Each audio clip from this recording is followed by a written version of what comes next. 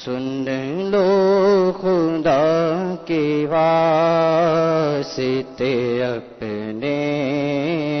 گدا کی سن لو خدا کے واسطے اپنے گدا کی یہ عرض ہے حضور بڑے بے نوا کی عرض سن لو خدا کے واسطے اپنے گدا کی عرض ان کے گدا کے در پہ یوں بادشاہ کی عرض ان کے گدا کے در پہ یوں بادشاہ کی عرض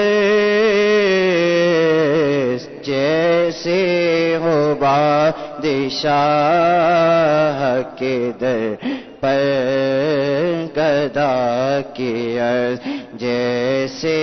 ہو بادشاہ کے در پر گدا کی عرض سن لو خدا کے واسطے اپنے گدا کی عرض اے بے کسو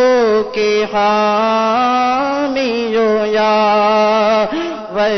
سوا تیرے اے بے کسوں کے حامیو یا سوا تیرے اے بے کسوں کے حامیو یا سوا تیرے کس کو غرض ہے کون سنے مبتلا کی عرض کس کو غرض ہے کون سنے مبتلا کی عرض سن لو خدا کے واسطے اپنے گدا کی عرض الجھن سے دور نور سے مور کر مجھے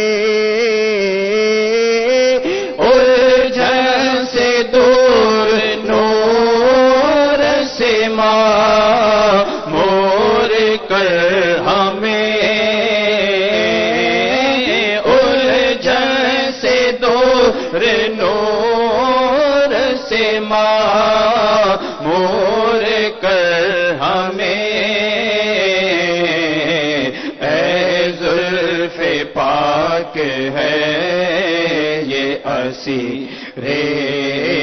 بلا کی عرض اے زلف پاک ہے یہ اسیر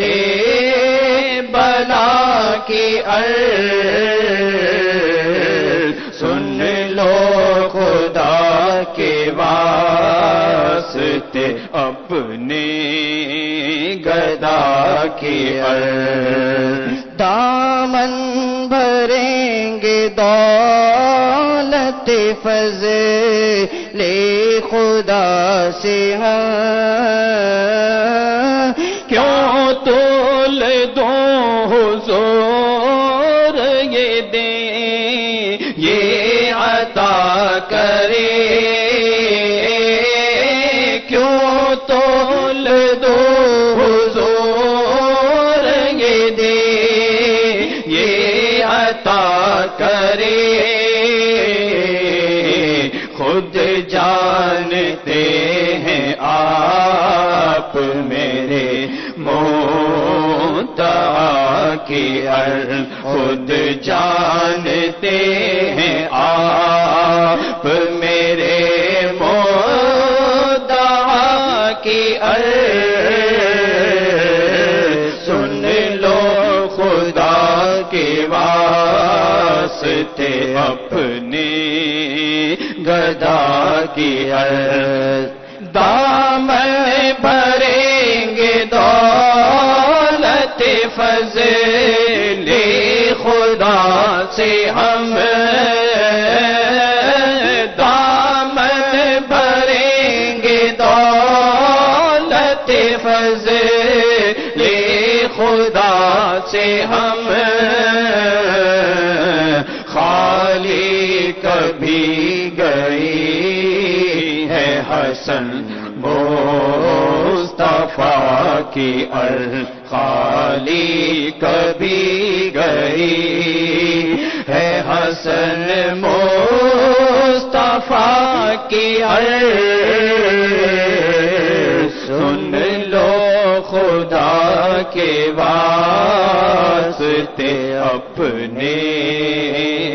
گدا کی عرض